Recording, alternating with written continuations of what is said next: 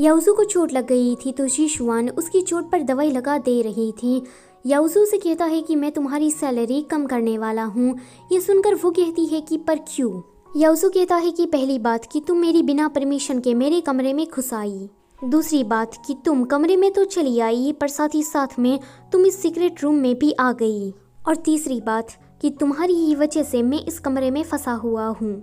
जीशुआन कहती है कि अगर तुम्हें मुझसे इतनी ही ज्यादा प्रॉब्लम हो रही है तो मैं तुमसे दूर रहूंगी। याओजू कहता है कि ठीक कहा तुमने, इतना ही दूर रहना मुझसे। अगले सीन में याओजू सो चुका था। जीशुआन को ठंड लग रही थी तो ये देखकर वो याओजू का कंबल लेने के लिए जाती है, पर जब वो याओजू को टच करती है तो उसे पता लगता है कि याओजू को तो फीवर हो गया है। याओजू नींद में बड़बड़ा रहा था कि ए जंगली लड़की, यहाँ पर कुछ भी मत चुराना। ये सुनकर जीशुआन को गुस्सा आता है पर वो इतनी बुरी भी नहीं थी। वो ऐसी हालत में याओजू का ख्याल रखने लगती है। थोड़ी देर के बाद याओजू को होश आता है। जीशुआन उससे कहती है कि मैं वाइन के जरिए तुम्हारा फीवर हटाने की ट्राई कर रही हूँ। याओजू उसे थैंक्स कहता है तो वो कहती है कि मुझे तुम्हारा थैंक यू नहीं पर सॉरी चाहिए। वो पूछता है कि सॉरी क्यों? तो जीशुआन कहती है कि देखो मैंने कोई चोरी नहीं की है, बल्कि तुमने ही मुझे गलत समझ लिया है।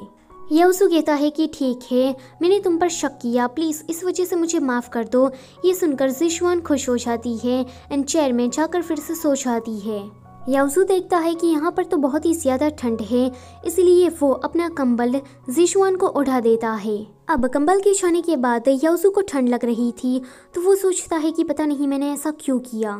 वो जल्दी से जीशुआन के पास जाता है एंड कंबल शेयर करके वहीं पर ही सो जाता है। अगले दिन सुबह सुबह प्रिंस आकर उन दोनों को उठाता है एंड कहता है कि डैड तुम दोनों को मिलने के लिए बुला रहे हैं। जीशुआन देखती है कि याओजू आज रात उसके साथ ही सोया था, इसलिए वो उसे दूरियां बनाकर रख रही थी। याओजू सोचता है कि इस जंगली लड़की का बिहेव इतना ज्यादा अजीब क्यों है, हम तो सिर्फ एक ही कंबल को लिए सो रहे थे। फिर वो दोनों डैड के पास आ जाते हैं। डैड जीशुआन से पूछते हैं कि कल रात तुम कहाँ पर थी? प्रिंस कहता है कि जीशुआन और याओजू दोनों ही उस सीक्रेट रूम में सो गए थे। ये सुनकर डैड याओजू को डांटते हैं। वो कहते हैं कि आगे से तुम अपनी बहन को ऐसी ठंडी जगहों पर अकेला मत छोड़ना। खाने के टाइम पर प्रिंस जीशुआन को कुछ ज्यादा ही अच्छी तरीके से ट्रीट कर रहा था तो ये देखकर पहले जीशुआन उसे साइड में लाती है एंड कहती है कि देखो मुझे पता है कि तुम मुझे पसंद करते हो, पर यह पसंद सिर्फ इसीलिए है क्योंकि मैं तुम्हें फनी लगती हूँ। पर देखो ऐसा कुछ नहीं है, मैं बहुत ही ज्यादा बोरिंग पर्सन हूँ। प्रिंस कहता है कि मैं तुम्हें इसलिए पसंद नहीं करता क्योंकि तुम फनी हो, मैं तुम्हें लेकर सीरियस हूँ। ये सुनने के बाद भी जीशुआन प्रिंस को रिजेक्ट ही कर देती है।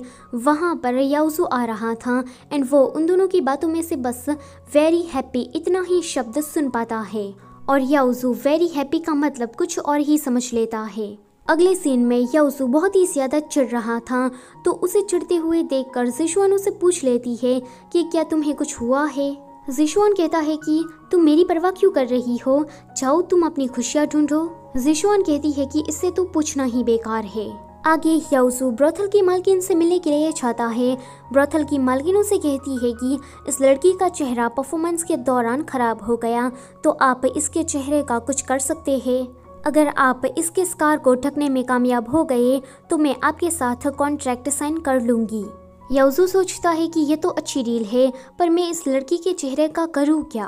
उसे कोई भी आइडिया नहीं आ रहा था। तभी ही जीशुआन अपना मेकअप बॉक्स लेकर वहाँ पर आ जाती है। थोड़ी देर के बाद जीशुआन उस लड़की का मेकअप पूरा कर देती है। ब्रोथल की मालकिन उस लड़की के चेहरे को देखकर कहती है कि तुम्हारी ये टेक्निक मुझे बहुत ही ज्यादा पसंद आई। वो लोग कॉन्ट्रैक्ट साइन करने वाले थे, तभी ही बीच में छलकुकड़ी आ जाता है। वो ब्रोथल की मालकिन से कहता है कि सालों से मैं ही तुम्हें सप्लाईज बेच रहा हूँ, तो तुम ऐसे ही दूसरों के साथ कैसे कॉन्ट्रैक्ट साइन कर सकती हो? ऊपर से हमारा ये जो कॉन्ट्रैक्ट है अभी ख़त्म नहीं हुआ है। ब्रोथल की मालकिन को याओजू के साथ कॉन्ट्रैक्ट साइन करना था, लेकिन छलकुकड़ी जब एक बोतल को दिखाता है तो जीशुआन सोचती है कि ये बोतल तो मेरे डैड की है। जीशुआन ब्रोथल की मालकिन से कहती है कि देखिए आप उनके पुराने कस्टमर हैं तो आपको कोई भी जल्दबाजी में फ़ैसला नहीं लेना चाहिए, और जहाँ तक मेकअप की बात है तो मैंने तो बस उस लड़की की थोड़ी सी मदद कर दी।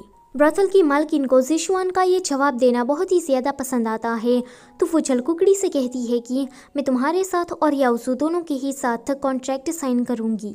अगले सीन में जिशुआन सोचती है कि आज ड्रैगन बोट फेस्टिवल है तो मुझे सबके लिए सोंगजी खरीदनी चाहिए। जब जिशुआन सोंगजी को लेकर घर पर आती है एंड इन दोनों को सर्व करती है तो याओजू और उसके डैड दोनों ही खाना ना खाते हुए वहां से चले जाते हैं।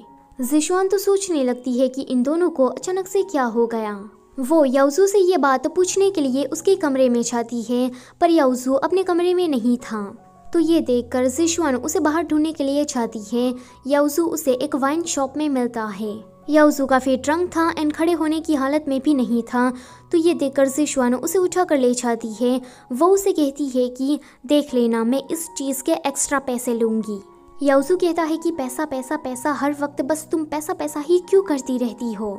फिर हमें एक फ्लैशबैक में दिखाया जाता है कि 10 साल पहले ड्रैगन बोट फेस्टिवल के दिन पर ये दोनों भाई बहन घूम रहे थे। याओजू अपनी बहन को एक स्टॉल के पास छोड़कर जोंगजी खरीदने के लिए चला जाता है एंड जब वो जोंगजी को लेकर वापस आता है तो उसकी बहन गायब थी। फ्लैशबैक यहीं पर ही खत्म होता है। दरअसल में ये सारी बातें याओजू जिशुआन को बता रहा था। जिशुआन सोचती है कि अच्छा, तो इसीलिए तुम्हारे डैड तुम्हें इतना ज़्यादा पसंद नहीं करते और यही कारण था कि मेरी लाई सोंगजी तुम दोनों ने नहीं खाई। आगे जिशुआन याओजू को लेकर घर पर आती है एंड सोने से पहले उसे हैंगओवर सूप पिलाती है। अगले दिन स्टोर में प्रिंस आया था। वो जिशुआन के साथ कुछ ज़्यादा ही चिपक रहा था एंड बार बार उसे टच कर रहा था। तो ये देखकर याओजू जिशुआन को इशारे से मना करता है कि उससे तुम दूर रहो। जिशुआन बिल्कुल वैसा ही करती है पर प्रिंस तो उन दोनों की शादी के बारे में बातें करने लगता है। ये देखकर याओजू जिशुआन से कहता है कि मुझे ऐसा लगता है कि तुम्हें घर जाना चाहिए। जिशुआन को नहीं जाना था पर याओजू उसे जबरदस्ती यहाँ से भेज देता है। इसी के साथ पार्ट नंबर 3 यहीं पर ही खत्म होता है। वीडियो अगर अच्छी लगी है तो उसे लाइक करो और चैनल पर पहली बार आए हो तो उसे सब्सक्राइब करते जाओ। Thank you for watching.